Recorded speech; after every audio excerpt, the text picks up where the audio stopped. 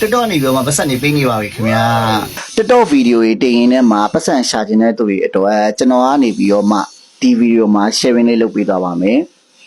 ပထမဆုံးအနေနဲ့ကျွန်တော်တို့ဒီ TikTok မှာငွေဝင်မှုအတွက်ဆိုလို့ရှိရင် TikTok ကသတ်မှတ်ပေးထားတဲ့ monetization နိုင်ငံအတွင်းမှာရှိရပါမယ်ကျွန်တော်တို့မြန်မာနိုင်ငံမှာတော့များသောအားဖြင့် Japan location နဲ့တုံးတာများပါတယ်ဆိုတဲ့အခါကျတော့ဒီ Japan location နဲ့ TikTok account ဖြစ်ရပါမယ်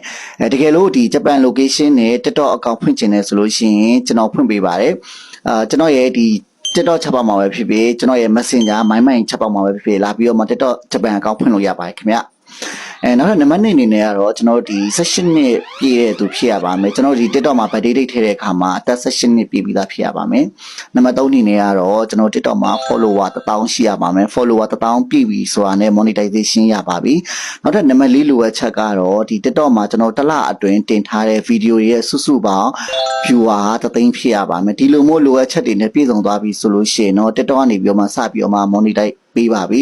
နောက်ပြီးတော့တခုတတိထားမှာကကျွန်တော်တို့ဒီ TikTok မှာကိုယ့်ရဲ့ video တွေပေါ့နော်ကိုတဲ့ own creation original content တွေကိုတင်ဖို့လိုပါတယ်တကယ်လို့သူများရဲ့ video တွေကိုပြန်ကူးပြီးတော့မှတင်မယ်ဆိုလို့ရှိရင် monetization ကျတာတော့ account ပြတ်တာတော့ account ban ခံရတာမျိုးတွေလည်းဖြစ်နိုင်ပါတယ်ဒါပေမဲ့တချို့ကြတော့လည်းဒီ ဒီပေါ့နော်ဒီတခြား video တွေကိုမှပြန်ပြီးတော့မှ edit ပြန်လုပ်ပြီးတော့မှပဲဖြစ်ဖြစ်ဒီလိုမျိုးတွေလည်းပြန်ပြီးတော့မှတင်ကြပါတယ်အဲ့တော့ခါကြတော့အကောင်းဆုံးကတော့ကိုယ့်ရဲ့ original content တွေကတော့အကောင်းဆုံးပါပဲဖြစ်ပါတယ်ခင်ဗျဆိုတော့ TikTok မှာပတ်စံရှာပြီးတော့မှဒေါ်လာစားတွေဖြစ်ကြပါစေလို့အားလုံးဆုတောင်းပေးပါရခင်ဗျာအားလုံးပဲ bye bye